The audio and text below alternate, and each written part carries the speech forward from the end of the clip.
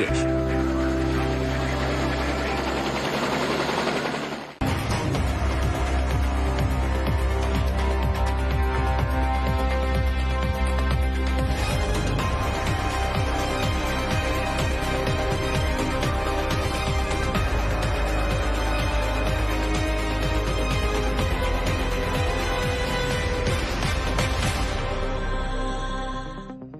A very good evening. Welcome to State of Business on ART Television.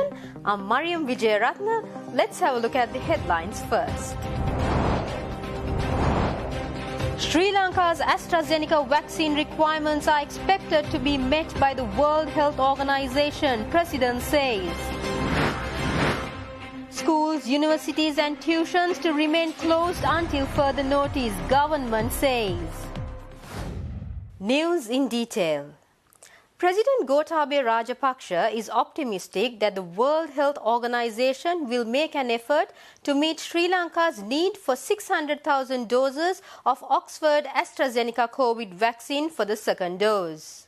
He made these remarks after a virtual meeting with World Health Organization Director General Dr. Tedros Adhanom Ghebreyesus. During the meeting, President Rajapaksa said that permission for the China-made Sinopharm coronavirus vaccine to be used for emergency purposes will be granted in another 2 to 3 days. The President stated that with this permission, Sri Lanka would be able to carry out the Sinopharm vaccine with its existing stock of 600,000 doses. Though commending Sri Lanka's containment of the pandemic during the first round, Dr. Tedros expressed hope that the new surge in COVID-19 cases will be brought under control soon. Following that, President Rajapaksa expressed gratitude to the World Health Organization for its assistance during the pandemic. Minister of Education Professor G.L. Peiris declared today that all schools, preschools, university and tuition classes will remain closed until further notice. The decision was made collectively by the education and health authorities after taking into consideration the country's current COVID-19 pandemic crisis, which has been worsened by a third wave. The country's COVID-19 patient count reached more than 119,424 yesterday with the discovery of 1,895 new COVID-19 cases. Out of the patients detected yesterday, 1,851 were from the New Year cluster, from which a total of 22,692 patients have been detected so far. According to Health Promotion Bureau statistics, more than 17,805 people are under treatment for COVID-19 at the hospitals in Sri Lanka, with 100,885 being the cumulative number of COVID-19 cases recovered and discharged in Sri Lanka. The Director General of Health Services announced 11 more COVID-19 related deaths, bringing the total death toll in Sri Lanka attributed to the virus pandemic to 745. Meanwhile, the National Operations Centre for Prevention of COVID-19 Outbreak announced today that 12 more Grama Niladhari divisions in Kalutara, Gampaha and Colombo districts have been isolated with immediate effect. Halpota, Kasbawa East, Makandana West and Newngama Grama Niladhari divisions in Piliandala, Polhena, Pimbura and Yatiyana West in Kalutara and Suryapaluwa South and North, Aldenia East, Pahala Karagahamuna North and Ihala Karagahamuna North in Kadawatha were isolated as of this morning. Furthermore, the Valisar Economic Centre has been temporarily closed for 14 days after positive COVID-19 cases were registered. The Civil Aviation Authority has directed airlines that passengers travelling from India will not be permitted to disembark in Sri Lanka with immediate effect. Director General of Civil Aviation Authority of Sri Lanka, Themiya Bevikrama, stated that this comes into effect immediately and will remain until further notice. The Ruwanpura Expressway, the first phase of the country's 7th expressway project, was inaugurated by Prime Minister Mahinda Rajapaksa today. This project is intended to improve the country's economic growth by encouraging productivity and to relieve congestion on the Panadura Ratnapura and Colombo Vallavaya Batticaloa roads. Owing to health restrictions in place as a result of the pandemic, the opening ceremony had a limited number of attendees. Prime Minister Mahinda Rajapaksa participated in the ceremony from the Temple Trees in Colombo. The proposed Ruwanpura Expressway links the Western Province with the Sabaragamuwa Province, running from Kahatuduwa to Palmadulla via Ratnapura. For implementation purposes, the project from Kahatuduwa to Ratnapura to Palmadulla extends to 73.9 kilometers and has been divided into 3 stages. Phase 1 stretches from Kahatuduwa to Ingiriya with 24.3 kilometers, while the Phase 2 from Ingiriya to Ratnapura extends to 26.2 kilometers, and Phase 3 from Ratnapura to Palmadulla stretches over 21.4 kilometers. In his address to the meeting, Highway Minister Johnston Fernando said that the completion of the project demonstrates the government's commitment to realizing President Gotabaya Rajapaksa's vistas of prosperity and splendor in line with plans for sustainable development. මේ මාර්ගයේ kilometre 24ක් වඩ පළමු කොටස සඳහා රජයේ දේශීය අරමුදල් රුපියල් බිලියන 54.7ක් වැය කරනවා.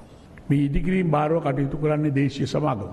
පළමු අදිරියේ කටයුතු අවසන් වූවාම දෙවෙනි අදියරේද ඉංග්‍රීසි සිට රත්නපුරයටත් තුන්වෙනි අදිරියේ රත්නපුර සිට පැල්මඩුල්ලට දක්වා රුවන්පුර අධිවේගී මාර්ගය ඉදිකිරීම කඩිනම් කරන්න අවස්ථාව ලැබෙනු ඇතැයි මම විශ්වාස කරනවා. රත්නපුරේ ජනතාවට විතරක් නෙමෙයි ඈත් එපිට හම්බන්තොට බදුල්ල බණ්ඩාරවෙල මොනරාගලට දක්වා ගොවි ජනතාවගේ ගොවිතැන් ඒ නිෂ්පාදන ඉක්මනින් නගරයට ගේන්න පුළුවන් විදියට ඉක්මනින් රෝහලට යන්න පුළුවන් විදියට ඉක්මනින් පාසලට යන්න පුළුවන් විදියට ඉක්මනින් වැඩබිමට යන්න පුළුවන් විදියට මේ මාර්ගය අපි හදනවා කියන එක ඉතාමත්ම ආදරෙන් ගෞරවයෙන් මතක් කරගන්න.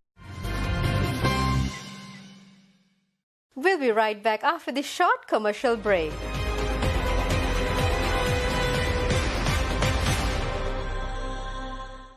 වැඩි දෙනෙකුට තෑගි දෙන්න අපි සූදානම්. සුපිරි වාසනා. තෑගි රටා වෙනස් වුණා. තෑගි වැඩි වුණා. දිනන්න පහසු වුණා. අපි අලුත් වෙලා. සුපිරි වාසනා හඹා ගියොත් දිනුම්. NLB ජීවිතයේ සේනයට වාසනාවේ ආශිර්වාදය. මේ පහසුව පෙන්වන එක විදිය. MySLT app කියන්නේ පහසුවට කියන තවත් නම. අතන මෙතන හැමතැනම තියෙන සේවාවන් එක තැනකට ගෙන MySLT app දැන් සියලුම SLT මොබිටෙල් සේවාවන් වලට MySLT app හරහා එකවර පිවිසීමේ හැකියාව. SLT මොබිටෙල් එකම එක සැබඳියාව.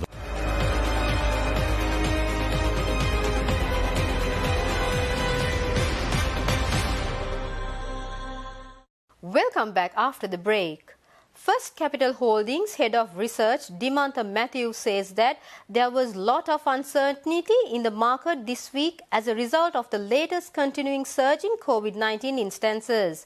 Speaking further, he also states that there was a low degree of retail activity in the market this week due to the shift in investor confidence.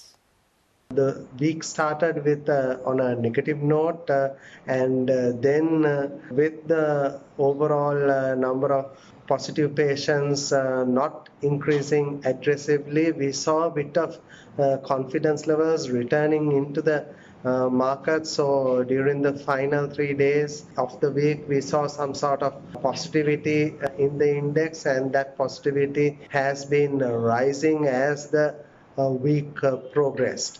So with that, we saw again retail activity.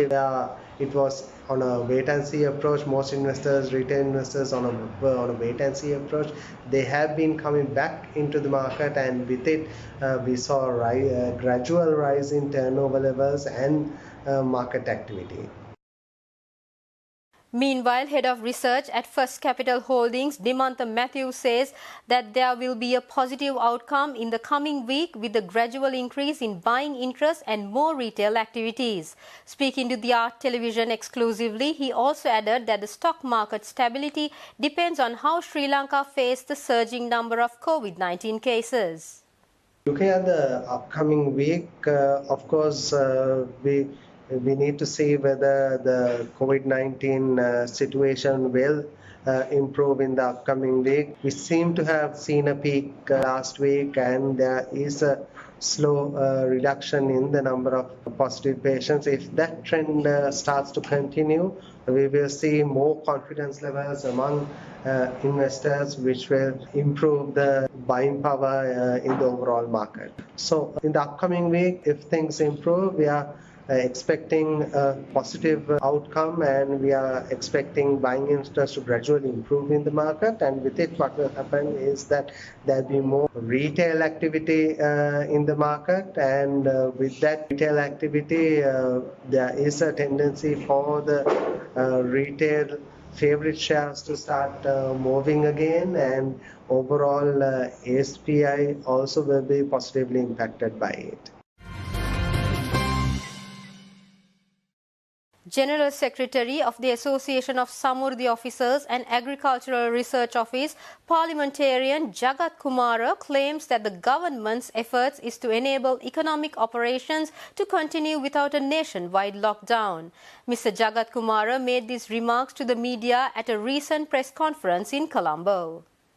අපි විශේෂයෙන් මිල්ලීමක් කළා සමෘද්ධ නිලධාරීන් මුල් කරගෙන අනිකුත් රාම නිලධාරීන් සංවර්ධන නිලධාරීන් කුෂ්පාරේෂණ නිලධාරීන් සහ අනිකුත් ශේෂ නිලධාරීන් සියලු දෙනාටත් මේ එන්නත ලැබෙන්න ඕන ප්‍රාදේශීය ලේකම්වරුන්ටත් ඒක ලැබෙන්න ඕන ඒ අයත් විශාල වගකීමක් අරගෙන යනවා ඒ වගේම තමයි දැන් මේ දරුවෝ පාසල් ටිකට යවන්න බලාපොරොත්තු වෙනවා දරුවෝ පාසල් ටිකට යවනවා නම් පාසල් පද්ධතිය ශක්තිමත් වෙන්න ගුරුවරු ටික විදුහල්පතිවරු ටිකත් රෝගී තත්ත්වයෙන් මිදෙන්න ඕනේ ඒ නිසා ගුරුවරු විදුහල්පතිවරුන්ටත් ප්‍රමුඛතා ලේඛනයේ මුලට තියලා මේ එන්නත ලබා දීම සුදුසුයි රටේ සාමාන්‍ය දෛනික කටයුතුත් යම් ප්‍රමාණයකට කරගෙන නොගියොත් අපේ ආර්ථිකය කඩා වැටෙනවා ජනතාවට ජීවත් වෙන්න බැරි වෙනවා ඒ නිසා ඒ සියල්ලත් එක්ක රට ඉස්සරහට යෑමේ ප්‍රවේශයක් සඳහා රජය කටයුතු කරනවා කියන කාරණාව මේ වෙලාවේ අපි විශේෂයෙන් මතක් කරනවා. We'll be right back with the stock updates.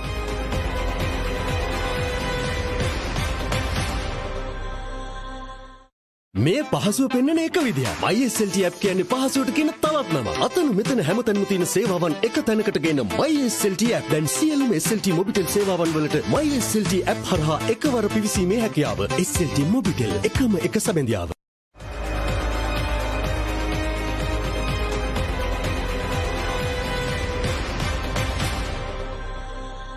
Welcome back after the break. Trading at Colombo Stock Exchange ended on a positive note today.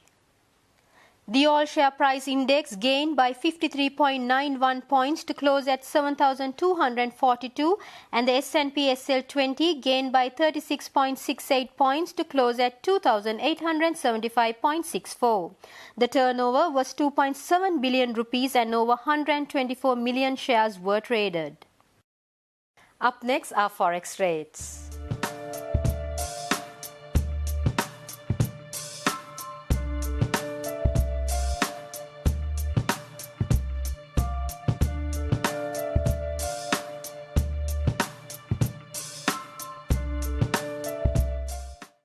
That's all we have for today. Join with us again on Sunday at 6:30 p.m. for the weekly Biz Roundup. Have a great weekend. Good night.